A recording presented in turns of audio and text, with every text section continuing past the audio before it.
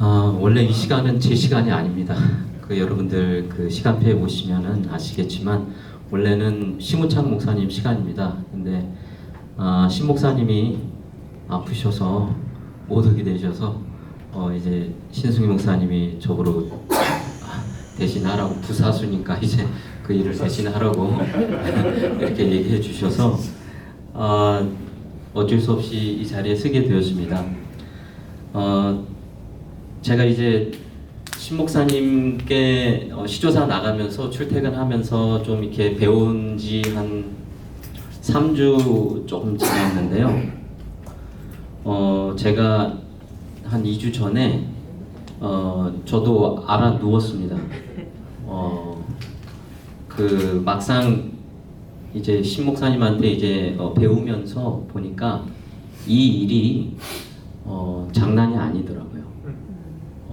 그래서 신 목사님 여태까지 이렇게 편집하는 그 기간이 끝나시면 항상 이렇게 알아 누우셨다 그러더라고요. 왜냐하면 제가 옆에서 보니까 정말 오자 하나 나오면 안 되기 때문에 정말 신경을 많이 쓰시더라고요. 제가 옆에서 그거를 배우다 보니까 이건 내가 감당할 수 있는 일일까, 그런 걱정이 많이 들었고요. 그리고 또 제가 목회하면서 생전 처음으로 출퇴근이라는 거를 해봤는데요.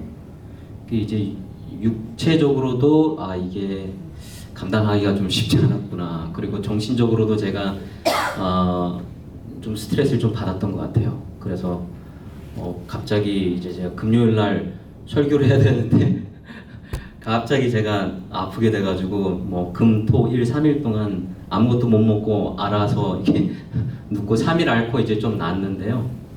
그러면서 제가 든 생각은 이게 정말 이 일이 장난이 아니구나, 그런 생각이 많이 들었고요. 그래서 참 제가 이제 계속 받는 스트레스는 이거를 내가 잘 감당할 수 있을까, 그런 생각이 좀 많이 들었던 것 같습니다. 제가 시조사에 이제 나가면서 또 사장님과 또 편집국장님한테 이제 시조사에 대한 내용을 쭉 이렇게 배우면서 느낀 것은 이 시조사는 결국에는 시조사 이사회 것도 아니고 결국 목사님들의 자산이다. 더 나아가서 우리 미주 교회의 한 자산이다. 그런 생각을 하게 됐습니다. 정말 목사님들의 도움이 없으면 시조사는 제가 볼 때 유지해 나갈 수 없는 그러한 기관이다 라는 생각을 많이 하게 됐습니다. 그리고 사실 여러분들 어떤 분들은 아시는 분들도 계시겠지만 제가 또 제 나름대로의 또 겪은 안 좋은 경험이 있기 때문에 저는 사실은 제가 그 안 좋은 경험을 하고 나서 저는 목회를 못할 줄 알았습니다. 그런데 하나님의 은혜로 제가 목회를 계속할 수 있게 됐고, 또 이번에 다시 또 이제 또 새로운 일을 맡게 돼서 제가 그때 목회를 못할 뻔한 그 경험 이후에 이제 제가 다시 목회를 하게 된 것은 하나님의 은혜라고 생각을 하고요. 그래서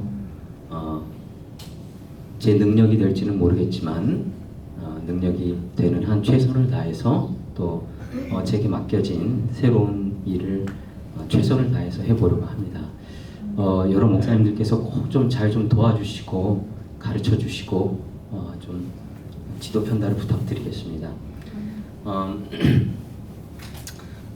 제가 2013년 5월 29일에 사실은 제가 그때 이제 제가 로즈미드 교회를 담임하고 있었는데 그때 그 수석 장로님과 몇 교우들과 함께 교회 캠핑 장소를 좀 물색하기 위해서 이 중가주에 있는 그 캘리포니아 핫스프링스라는 도시를 간 적이 있습니다. 저는 그때 그게 너무 악몽이어서 제가 어지간하면은 이제 중가주, 북가주를 지나갈 때는 저는 99번 도로는 절대 안 탑니다. 그게 이제 숄컷이지만 저는 그 길을 한 거짓말 조금 못해서 한 100번을 왔다 갔다 해봤기 때문에 치가 떨리는 길입니다. 그 길은요. 그 캘리포니아 핫스프링스는 셀폰도 터지지 않고요. 이 도시 이름 자체가 말해주는 것처럼 그냥 온천 도시예요. 근데 또 로즈미드 교회 수석 장로님이 그곳에 이제 별장을 하나 사셨는데요. 그 별장 뒤에 그냥 그 온천이 그냥 콸콸 나오는 정말 좋은 도시예요.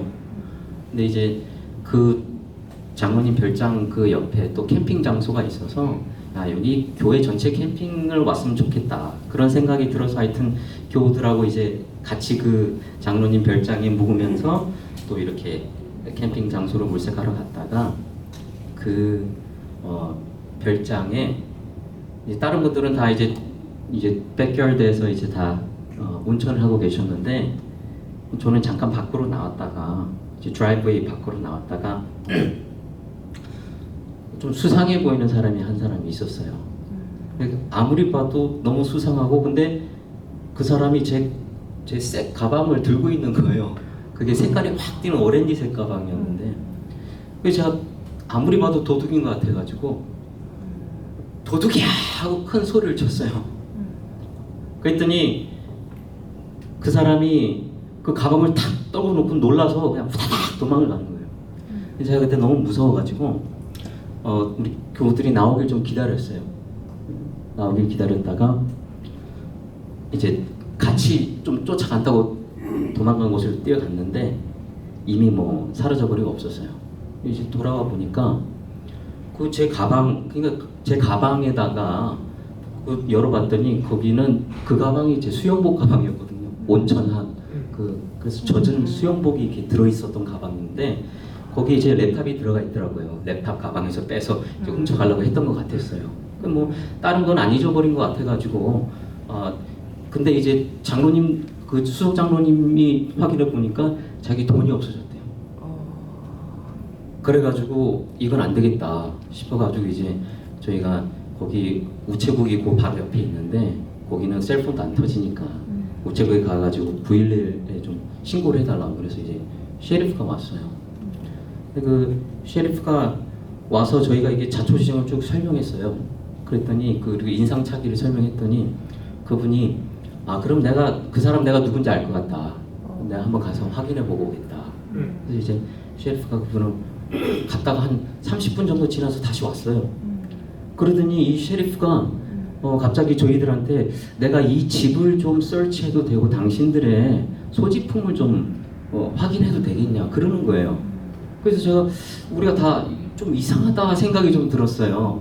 그래서 그러나 뭐 우리가 뭐 버리킬 게 없으니까 한번 보시라고 이게 다 뒤지는 거예요. 방도 뒤지고 각자 다 소지품이 뒤지는데 그 제 가방 그 밖에 그 도둑이 떨고 있던 가방 떨궈놓고 간 가방에서 가방을 뒤지더니 거기에 제가 못 보았던 양말 검은 양말이 하나 나오는 거예요.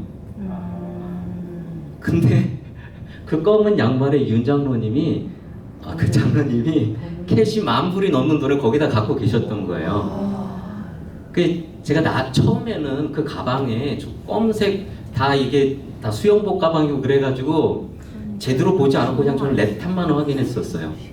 근데 이제 나중에 그런 검은 양말이 나올 줄은 저는 상상도 못했는데 그거는 진짜 상상도 못했고 근데 거기서 이제 검은 양말이 나오는데 이게 보니까 거기 캐시 100불짜리가 막 100개 이상 있는 그런 캐시를 넣어놨던 거예요. 윤 장로님이 이게 자기 거라 그러시더라고요. 그래서 그 셰리프가 그 자리에서 저를 체포를 했어요. 그래가지고 이제 거기 계셨던 분들이 다 이건 아니라고 지금 당신이 뭔가 뭔가 오해한 것 같다고 쭉 설명을 들었는데 막무가내인 거예요. 그래가지고 저를 그 자리에서 수갑에 채우고 이제 경찰차에 뒤에 태우니까 그 수석 장로님이 화가 나가지고 제가 갇혀있던 그 경찰차 뒷문을 이렇게 열었어요. 그러자 그 셰리프가 그 수석 장로님의 가슴에 총을 딱 대는 거예요. 그래가지고 저도 너무 놀라고 그래가지고 장로님한테 장로님 그냥 제가 잡혀가겠습니다. 이러다 장로님이 죽든지 제가 죽든지 둘 중에 하나 죽을 것 같습니다. 장로님 빨리 합회에 좀 연락해 주십시오. 그래서 저는 잡혀갔습니다. 그리고 그때 그 수석 장로님 바로 합회에 전화를 해서 다행히 합회 그 당시 재무셨던 오성훈 목사님이 받으셨어요. 그래가지고 쭉 자초지종을 설명하고 그 얘기를 듣자마자 합회장님하고 다 모여가지고 회의를 한 다음에 합회장님이 지금 빨리 우리 합회 변호사를 제가 잡혀있는 그 경찰 셰리프 스테이션을 보내라. 그렇게 얘기를 하셨다 그러더라고요. 저는 이제 끌려왔죠. 끌려왔는데 이 셰리프가 저한테 이제 신문을 하는데 너 왜 네 교인 돈을 훔쳤냐 저한테 그러는 거예요. 그래서 그건 내가 훔친 돈이 아니다. 그랬더니 그 셰리프가 저한테 나는 목사가 하는 말을 안 믿는다. 그러면서 얘기를 하기를 자기가 순찰 중에 이제 이 성매매를 하던 사람을 잡았는데 그 사람이 목사였대요. 그러니까 네가 뭘 하든 나 그거 안 믿는다. 제가 아무리 얘기를 하려 해도 그분이 뭐 제 말을 안 듣는 거예요. 나중에 이제 제가 알게 된 것은 그분이 그 마을 주민이 700명밖에 안 돼요. 다 합쳐봤자. 근데 그곳에서 26년을 셰리프로 일했던 분이에요. 그러니까 온 동네 사람들이 다 이분하고 친구예요. 그 인상착의를 해줬던 분도 이분하고 잘 알고 있는 친구예요. 조금 이해가 조금 되더라고요. 그래가지고 저는 더 이상 당신하고는 말을 못 하겠으니까 나 변호사하고 얘기하게 해달라고. 그랬더니 이제 변호사는 그때 필 히로시마라고 북가주에 계신 분이에요. 그분이 그 얘기를 듣고 곧장 내려오고 있었어요. 근데 그분이 5시가 넘어가지고 도착을 하니까 이제 비즈니스 아워가 끝났다고 이 셰리프가 저를 못 만나게 하는 거예요, 변호사를. 그리고 너 내일 아침에 돌아와라 다시. 그래서 돌려보냈어요. 그래가지고 저는 그 얘기를 듣고는 그래 하룻밤 내가 유치장 여기서 그냥 있다 가야지 생각하고 있었습니다. 근데 제가 사실 한국에서도 유치장을 못 가봤었는데 여기 그 유치장도 그렇고 감옥도 그렇고 제가 이후로 감옥까지 가게 됐는데요. 시계가 없더라고요. 그래서 도대체 시간이 얼마나 지난지는 모르겠어요. 근데 그날 제 그냥 느낌에는 한 새벽 한 2시 정도 됐던 것 같아요. 저를 깨우더라고요. 깨우더니 갑자기 너 호송시킬 거라는 거예요. 그래가지고 저한테 여러분 뭐 영화 보시면 뭐 이게 발에 체인 달고 이렇게 묶고 하는 거 있잖아요. 그거를 묶더니 차에 타라는 거예요. 그래서 타고는 저를 이송을 시켰어요. 내일 아침에 변호사 보러 너 만나서 베일아웃 시켜주기로 돼 있었는데 그렇게 얘기는 해놓고서 이송을 시켜버리는 거예요. 그래서 나중에 이제 제가 가는 곳이 어디였냐면 바이셀리아 카운티 제일이었어요. 그래서 제가 저를 끝까지 골탕 먹이려고 했던 거예요, 그분이. 그래서 카운티 제일에 가가지고 이제 뭐 다 감옥 가면 다 부킹 프로세스라는 걸 하잖아요. 그래서 뭐 머그샷 찍고 지문 다 찍고 그 다음에 제일 힘들었던 것은 이제 완전히 빨가벗어서 이제 검사를 하고 그리고 이제 그 오렌지색 죄수복을 그게 제일 힘들더라고요. 그리고 나서 이제 제 방이 아직 이제 주어지지 않았기 때문에 한 죄수들 한 20명 정도 있는 큰 방에다가 이게 저를 이렇게 집어넣더라고요. 근데 한 3명이 제 앞으로 오는 거예요. 근데 제가 영화를 너무 봤나 괜히 그 이상한 상상이 드는 거예요. 근데 이 친구들 눈을 보니까 이렇게 눈을 보면 알잖아요. 이게 정상인 사람들하고 비정상인 사람들. 근데 눈이 맛이 간 분들이에요. 그러니까 마약을 하는 분들 같았어요. 제 앞에 오더니 저한테 쉬지 않고 계속 얘기를 하는 거예요. 넌 여기 왜 왔니? 뭐 사람 죽였니? 성폭행했니? 근데 제가 말을 하기가 싫어서 그냥 눈을 감고 있었어요. 근데 끊이지 않고 계속 얘기를 하는 거예요. 너 우리가 지금 이렇게 얘기하는데 대답도 안 하고 우리 말을 씹니? 뭐 내가 웃음니? 근데 제가 처음으로 몸이 이렇게 막 사시나무 떨듯이 막 떨리더라고요. 그러니까 안 떨리려고 제가 이게 의자를 딱 잡았는데도 몸이 막 덜덜덜덜덜 떨리는 거예요. 등골이 오싹한 게 이렇게 뒤에서 뭔가 이렇게 딱 칼이 들어올 것 같은 그런 느낌. 그 제가 사실은 그때 내가 내 몸이 이렇게 컨트롤 안 되는 경험은 처음 해봤는데요. 걔들이 웃는 거죠. 그래서 제가 너무 떠니까. 그래서 제가 그때 정말 할 수 있었던 게 딱 진짜 기도밖에 없었습니다. 기도를 그냥 눈 감고 계속 하고 있었는데 갑자기 그 간수가 저를 부르더라고요. 그러면서 저한테 이제 여기 수인 번호를 주고 그 다음에 너 셀이 이제 결정됐다. 그래서 이제 저를 3층으로 이렇게 데려가더라고요. 제가 너무 그때 하나님한테 감사했어요. 그리고 이제 3층을 딱 들어갔는데 한 방에 이제 딱 저를 배정한 거예요. 근데 그 방에 딱 들어가니까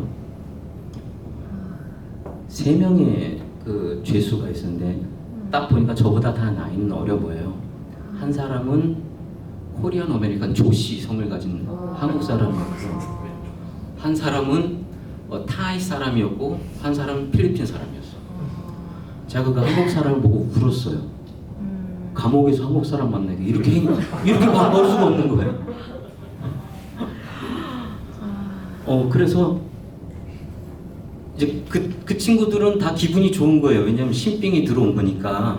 그러면서 이제 저 구석에 제일 안 좋은 자리, 저게 네 자리라고 이렇게 알려주길래 거기다 짐을 풀었는데 이제 걔들이 물어보는데 얘들은 딱 눈이 정상이에요.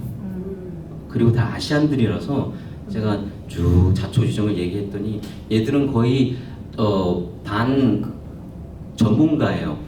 야, 얘들은 딱 얘기 들어오면 야 너는 그거는 징역 몇 년, 집행유예 몇 년 이게 쫙쫙 나오는 애들이에요. 하도 이제 거기서 많은 경험을 해봤으니까 제 얘기를 들어보더니 야 너는 걱정 하나 안 해도 되겠다.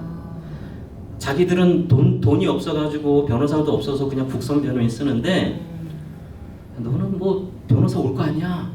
그리고 너 이거 아무것도 아니야. 너 그냥 풀려날 건데 뭐가 그리 걱정이야. 저를 위로를 하더라고요.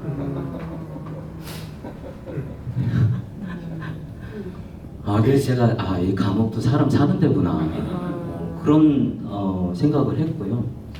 그리고 그 다음날 이제 하필 변호사가 다시 제가 갇혀 있다고 생각했던 곳으로 그게 포로빌 셰리프 스테이션이었는데요. 갔더니 제가 없는 걸 알고 자초지종을 듣고 이제 제가 있던 이제 바이셀리아 카운티 제일로 와서 저를 베일아웃을 해줬어요.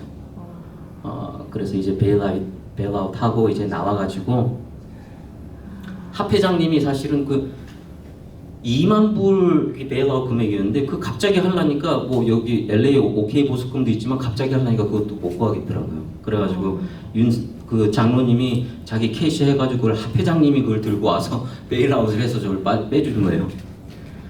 그리고 나서 이제 정말 뒤로 거의 한 3년 정도의 법정 이렇게 왔다 갔다 하는 그게 있었습니다. 그래서 저는 LA에서 콜트데이만 있으면 3시간 아침 8시까지 거기 가야 되기 때문에 집에서 새벽 3시 반에 일어나서 4시에 출발해서 거기 콜트 한 7시 반에 도착하고 8시에 맨날 뻑하면은 이거는 연기되는 거예요. 그리고 또 다른 날짜 오라는 거예요.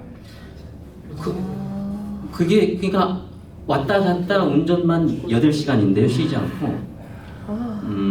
그거를 제가 그때 마일리지를요. 제가 한 2년 안에 한 5만 마일을 뛴 적이 있어요.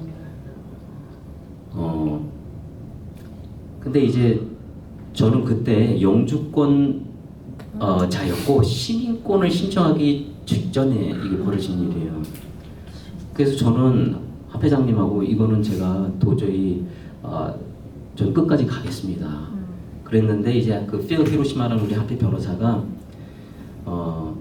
이제 여러 변호사들과 의논한 결과 저한테 그리고 합 회장님한테 뭐라고 얘기하셨냐면 그냥 결국에는 근데 이제 이런 일이 형사 사건이 있으면은 검사들은요 반드시 미국에서는 플리 바겐을 이렇게 내밉니다.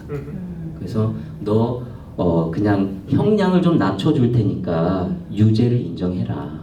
거의 모든 형사법 케이스는 그렇게 갑니다. 이제 근데 제 케이스는 이거 말도 안 되는 건데 이 두 가지로 저를 기소를 한 거예요. 근데 첫째는 그게 10,000불이 넘는 돈을 훔쳐갔다. 근데 캘리포니아에서는요 1,000불인가 넘어가면 그때부터는 경범이 아니고 중범이 됩니다. 펠로니가 돼요. 근데 그래서 하나는 펠로니로 이제 절도죄, 그리고 또 하나는 경범으로 경찰한테 거짓 리포트했다라는 걸로 이제 두 가지를 이렇게 기소를 한 거예요. 그러니까 이 사람이 야 내가 너 펠로니는 드랍할게. 그러니까 너가 이 misdemeanor 경찰한테 false report 한 거에 대해서만 네가 유죄 인정을 해라. 그러면 재판 가지 말고 끝난다. 근데 그거를 인정하게 되면 저는 제가 죄를 지었다라는 것을 인정하는 거거든요. 그게 경범이라 할지라도. 그런데 합의 변호사가 그때 이제 합의 시니어 오피서들하고 같이 회의를 하면서 그 플리 바겐을 받아들이라고 저한테 조언을 하는 거예요. 이유는 첫째로 미국은 그 사건이 벌어진 곳에서 모든 그 법원에서 모든 이제 재판이 진행되거든요. 근데 거기서 만약에 진행하게 되면 이게 만약에 LA 카운티에서 이런 일이 벌어졌으면 이거는 케이스 감도 아니었을 거다. 그런데 이 그 시골 거기서 만약에 재판을 하게 되면 배심원 재판을 하게 되면 배심원들도 그 지역 사람들이 이렇게 나오게 되는데 특히 그 지역 사람들은 뭐 700명 그 조그만 도시에 그리고 그런 데일수록 law enforcement 말을 더 듣는다는 거예요. 그래서 만약에 재판으로 갔을 경우에 아무리 당신이 뭐 떳떳해도 배심원들이 당신의 말을 듣는 게 아니라 그 셰리프의 말을 들어서 만약에 유죄 인정을 받게 되면 당신은 펠로니가 인정이 되면은 미니멈 5년 징역을 살고 그 다음에는 추방이라는 거예요. 시민권자는 아니기 때문에. 여러 가지를 이렇게 고려했을 때 합 회장님이 억울해도 받아들이자. 자칫 잘못해서 너의 인생뿐만이 아니라 너의 온 가족의 인생이 끝날 수 있으니까. 그래서 울며 겨자 먹기로 저도 결국에는 받아들였습니다. 그래서 한국적 표현은 소위 이제 민증의 호적에 이제 빨간 줄이 꺼졌습니다. 그 일이 있고 난 후에 제가 좀 목회를 못할 줄 알았어요. 소문이 이렇게 막 오는데 야, 최 목사가 라스베가스 가서 도박해가지고 돈을 잃어가지고 그 수석 장로님 돈을 훔쳐가지고 그렇게 됐다 부터 시작해서 제 교인이 이제 저한테 편지를 썼어요. 그 무명으로.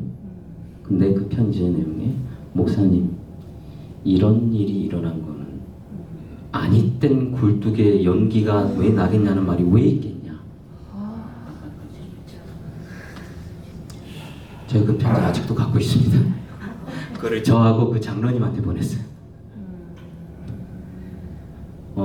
저는 그 뭐죠 그 연예인병 그 뭐죠? 연예인들 공황장애. 저는 공황장애가 연예인들이 걸리는 건 줄 알았어요. 근데 제가 공황장애 걸렸어요. 저희 그 심장 전문의 이렇게 장로님한테 가서 검사를 다 해봤는데 이상이 없대요. 근데 이제 패닉 디스오더 같은 게 와가지고 제가 숨을 못 쉬게 된 거예요.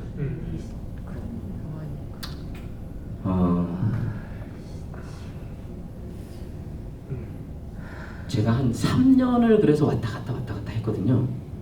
그래도 결국에는 뭐 유죄 인정하고 그렇게 된 건데, 그래서 사실은 저는 그때 제가 목회를 못할 거라고 생각했었습니다. 근데 그때 지금 돌아가셨지만 그 레리 캐비넷 사회장님이 너 이 일로 절대 쉬거나 하면 안 된다. 그분이 돌아가셨는데요. 돌아가시기 직전에 제 이제 HR, 제 인사 파일에다가 써놓으셨어요. 돌아가시기 전에. 최 목사가 이러이러한 억울한 상황에서 어쩔 수 없이 유죄 인정한 거다. 이 일로 인해서 인사이동에 다른 해가 없었으면 좋겠다. 그거를 돌아가시기 진짜 몇 달 전에 그걸 이렇게 써놓으셨어요.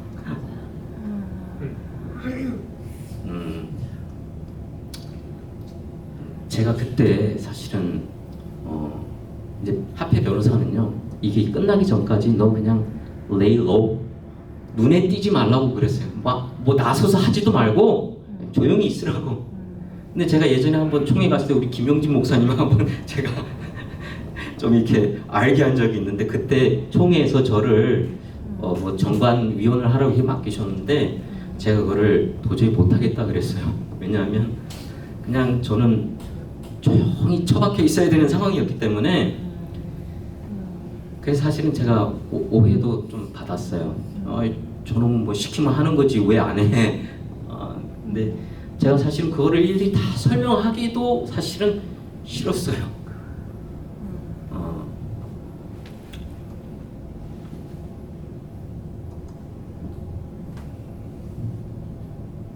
뭐 하여튼 제가 사실은 하나님한테도 참 많이 따졌습니다. 다른 건 모르겠는데 하나님 이거는 아니지 않습니까? 왜 하나님 제가 다른 건 참을 수 있는데 이건 못 참겠습니다.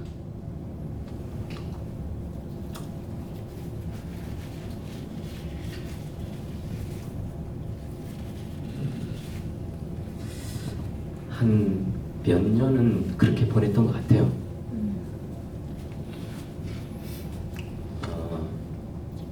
근데 제가 이제 목회를 하면서 글랜데일에서 이래서 하나님이 이러셨나? 그런 거를 잠깐 느낀 적이 있어요. 목사님 몇 시에 제가 끝내야 되죠? 6시까지. 한 교인이 저한테, 뭐 저희 교인들은 다 아니까요. 제가 빨간 줄 꺼진 것도 다 알고 뭐 그러니까. 근데 한 교인이 저한테 와가지고 그러는 거예요. 목사님, 자기가 아는 일요일 교인 중에 LA에서 인슈런스를 하다가 사기죄로 억울하게 고소를 당한 분이 있다는 거예요. 근데 그분이 교회에서도 완전히 왕따가 당 일요일 교회 다녔는데 가정도 깨지기 직전이고, 근데 제가 목사님 얘기를 했는데 목사님 한번 만나고 싶어 합니다. 그러는 거예요. 그래가지고 제가 그래요, 그럼 한번 만나볼게요. 이제 가서 만났습니다. 저는 생전 처음 보는 분들이에요. 일요일 교회이고.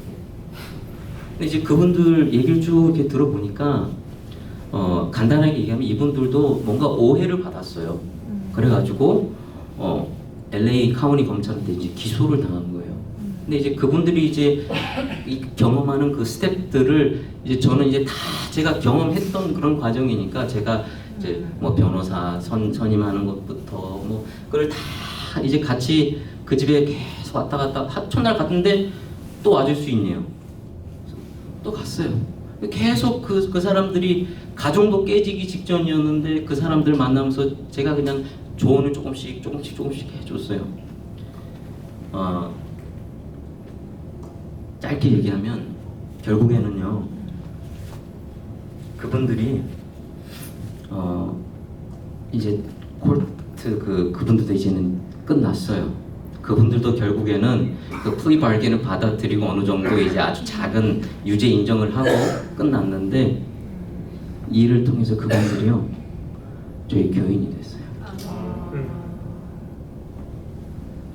침례를 받고 그리고 올해 집사 안수를 받으셨어요.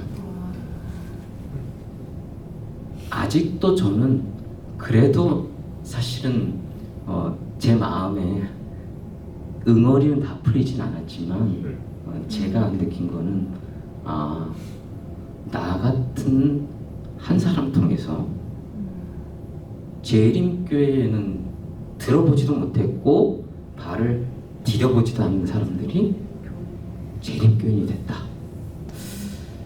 그러면 그 온 가족이 됐는데요. 이것도 감사한 일 아닌가. 만약에 내가 그런 경험을 안 했더라면 이런 분들을 만날 수 있었을까? 아마 못 만났을 거예요. 아직까지도 제 의문은 다 풀리진 않았지만 제가 조금씩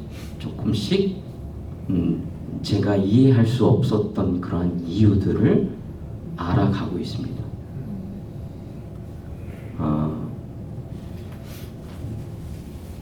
제가 시민권 결국에는요 받았습니다. 제가 다 끝난 다음에 2018년에 이 시민권 인터뷰를 하러 갔어요. 저 와이프하고 같이 갔는데 그 인터뷰하는 사람이 제 얘기를 쭉 다, 왜냐하면 제가 이걸 숨길 수가 없기 때문에 뭐 기록이 FBI 리포트에 다 들어가 있어요.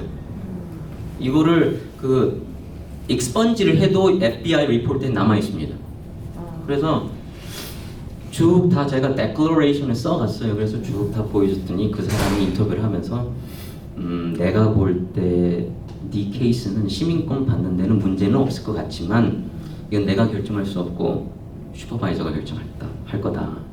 그리고 저희 와이프는 그냥 바로 그 자리에서 아무것도 안 물어보고 그냥 나오더라고요. 시민권이. 그래서 제가 야, 너 혼자 여기 살아라. 그냥 나 한국 갈게. 제가 그랬는데 결국 한 6개월 후에 그게 어프로브가 돼서 나왔어요. 그래서 제가 기분 나빠서 제 이름을 바꿨습니다. 왜냐하면 네임 런더링 하는 그런, 왜냐하면 제 원래 이름은 기록이 바로 나오기 때문에 그래서 제가 그냥 영어 이름으로 바꾸고 그래서 다 바꿔서 뭐 또 그냥 상처 있는 대로 또 우리가 또 살아가야 하니까 그렇게 살면서도 제가 감사할 수 있는 것은 제가 아직까지 목회를 할 수 있다는 것, 하고 있다는 것 참 감사하고 또 이제 다시 또 새로운 그런 일을 하지만 제가 이 일을 겪으면서 다짐한 것은 하나님이 나에게 또 다른 기회를 주셨으니까 내가 할 수 있는 최선을 다해서 내게 맡겨진 일을 해야 되겠다. 그런 생각을 하고 있습니다. 제가 이제 7월 1일부터 시조사 신목사님의 인수인계를 받고 이제 그 자리에서 일을 할 텐데요. 제가 처음에 말씀드렸지만 여러분들의 도움이 정말 많이 필요합니다.